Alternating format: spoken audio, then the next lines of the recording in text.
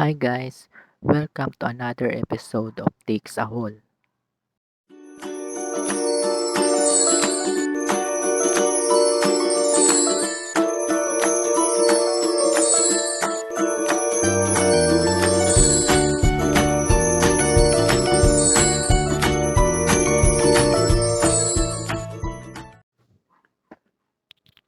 We will unbox M9 Plus wireless display dongle. I brought this from Shopee. 3 days lang na i-deliver na agad. Ganon kabilis sila mag-deliver. So ito yung box niya. Good packaging na rin sila.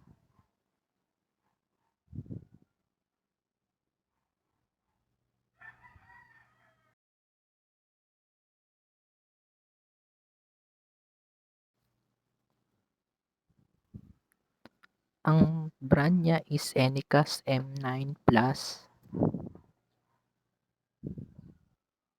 Wireless display dongle.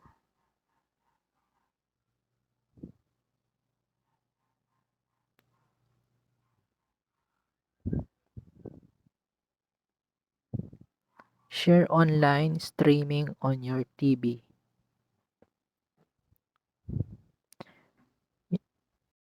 Maaari na nating i-connect ang ating cellphone sa ating TV. Ang gamit kong TV ay LED TV lang. So,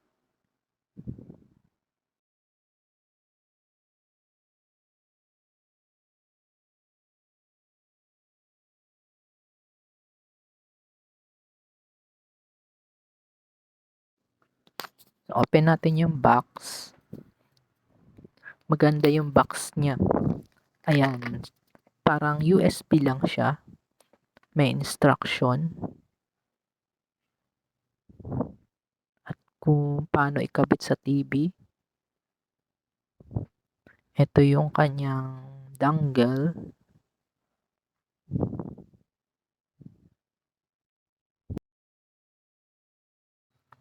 Secure na secure yung kanyang packaging. Ang hirap tanggalin sa box.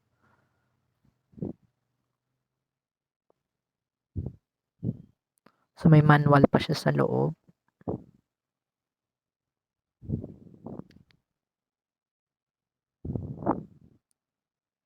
May English version at may Chinese version.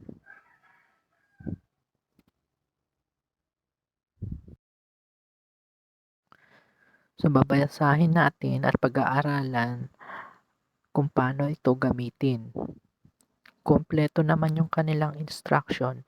Meron din silang mga display picture. So pag-aralan natin. Kasama na ang wire connection in Y letter form. Pinag-isa yung connection ng power at nung wifi.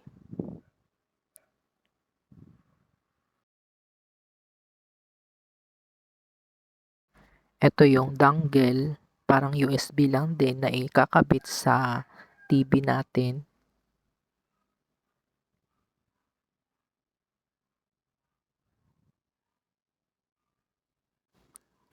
Kailangan HDMI yung ating TV. Ito yung likod ng TV namin. According sa manual, hahanap tayo ng HDMI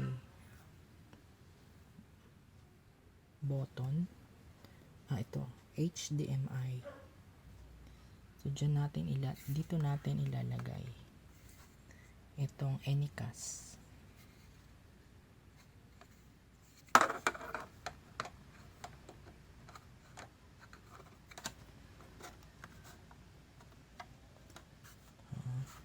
So, naikabit na natin. Sunod natin ikabit itong wire sa Anycast.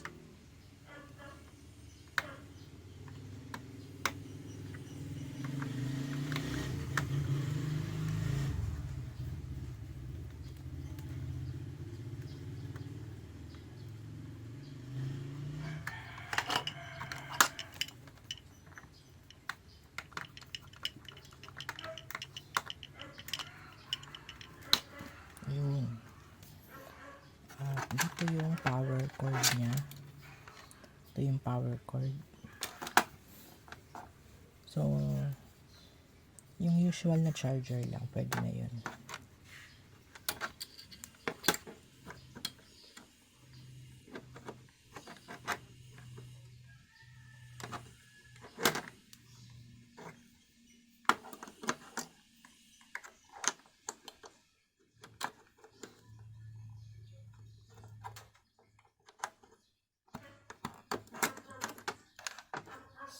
Itong isang line is wifi. Ayan, wifi.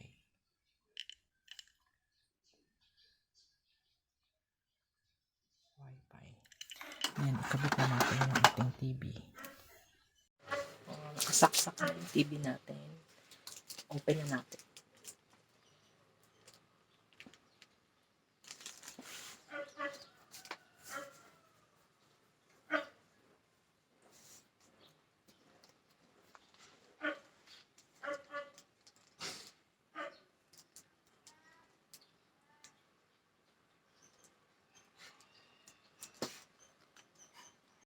Kailangan nating mag-download ng apps na ganito, screen mirroring.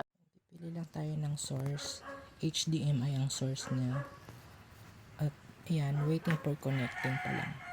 Try natin sa cellphone. Ayan siya, Anycast. Ito yung SSID and mode. So wait lang natin.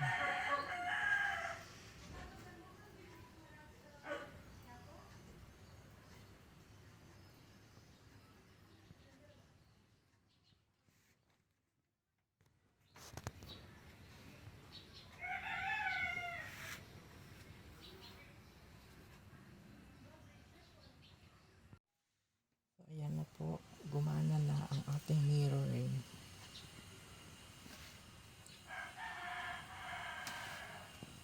Okay naman siya. Ayan.